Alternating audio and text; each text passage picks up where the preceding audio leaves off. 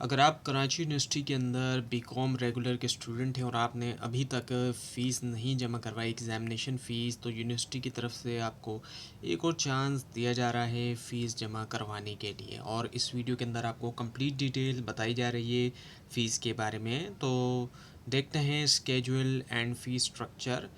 जो फ़ीस की डेट की अगर हम बात करें तो वो है 27 नवंबर से लेकर 27 नवंबर तक, यानी कि 24 से लेकर 27 नवंबर तक जो है वो फ़ीस जमा करवाई जा सकती है। और जो भी यूनिवर्सिटी की टाइमिंग है आपको उसका ख़ास तौर पर ख्याल रखना होगा, क्योंकि टाइमिंग जो लिखे हुए होते हैं उसके बाद खुलती है यूनिवर्सिटी, और जो बंद होने के टाइम होते हैं उससे पहले ही बंद हो जाती है। तो इन जो टाइम है इनका आपने ख्याल रखना होगा। और फ़ीस को अगर हम देखें तो जो पार्ट 1 की जो फ़ीस है वो है 9700, यानी कि अगर पार्ट 1 के आप सिर्फ पेपर देंगे तो 9700, और पार्ट 2 के भी देंगे आप तब भी इतनी ही फ़ीस बनती है। लेकिन दोनों पार्ट की अगर आप पेपर दे रहे हैं, अब चाहे एक एक पेपर भी आपका देना है आपने दोनों पार्ट्स का, तब भी आपको 19500 जो है वो टोटल देना होगी। और एग्ज़ामिनेशन फॉर्म्स जो है वो अवेलेबल हैं जो सिल्वर जुबली गेट है वहाँ पर। और इसके अलावा जो है वो नॉमिनल जो चार्जेस होंगे, इसके अलावा 200 रुपये वो होंगे। और जो ऐसे स्टूडेंट्स जो 2018 से पहले इनरोल्ड हुए हैं उनको एडिशनल 3000 रुपीज़ भी देना होंगे, यानी इस फ़ीस के अलावा। अब कुछ इम्पॉर्टेंट नोट्स एंड इंस्ट्रक्शंस हम जो है वो देखते हैं, गाइडलाइंस और वगैरह।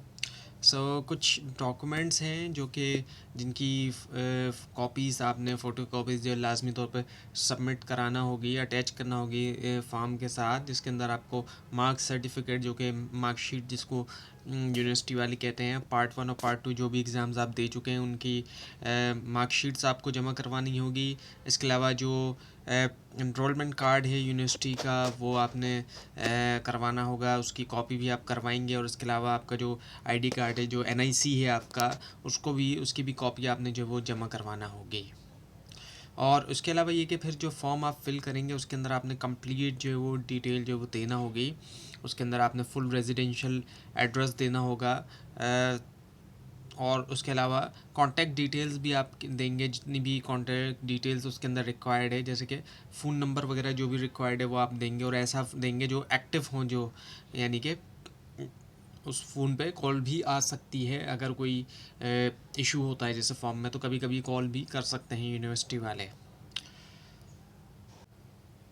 अच्छा, यूनिवर्सिटी की तरफ से नोटिफिकेशन में कॉलेज की भी रिस्पॉन्सिबिलिटीज़ दी गई हैं। तो उसके मुताबिक जो प्रिंसिपल्स हैं एफिलेट कॉलेज के, वो रिस्पॉन्सिबल हैं फॉरवर्ड करने के लिए जो एग्ज़ामिनेशन फ़ीस है और फॉर्म्स है।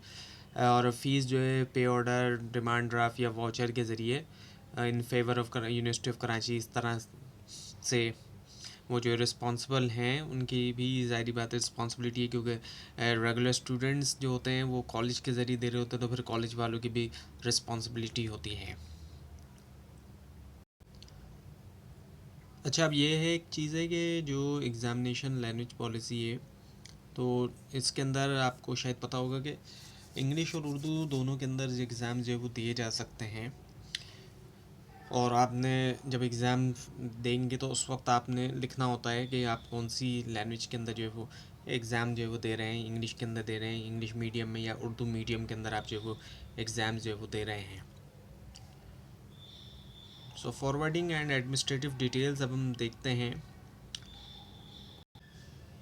तो नोटिफिकेशन के मुताबिक ये है कि जो नोटिफिकेशन है इसको फॉरवर्ड कर दिया गया है जितने भी मल्टीपल जो स्टेक होल्डर्स हैं उन तमाम को फॉरवर्ड कर दिया गया है। और फाइनेंशियल ऑफिसर्स का भी रोल बताया गया है कि वो इंश्योर करते हैं बजट मैनेजमेंट और जो ऑडिट कंप्लाइंस होती है, ताकि सपोर्ट कर सकें जो एग्ज़ामिनेशन प्रोसेस है। इसके अलावा कंप्लाइंस और इंटीग्रिटी को इंश्योर जो है वो किया जाता है। और कंप्लाइंस जो है वो इसलिए भी ज़रूरी है ताकि मेंटेन किया जाए जो इंटीग्रिटी है और एफिशिएंसी है यूनिवर्सिटी के एग्ज़ाम सिस्टम की। तो ये थी आज की वीडियो। आपको इस बारे में कोई क्वेश्चन हो, ख़ासतौर पर इसमें कोई इशू दिखाई दे, ज़रूर हाईलाइट कीजिए। और इस तरह की मज़ीद अपडेट्स के लिए इस चैनल को सब्सक्राइब कीजिए, बेल आइकन के ऊपर क्लिक कीजिए। Thanks for watching this video and best of luck.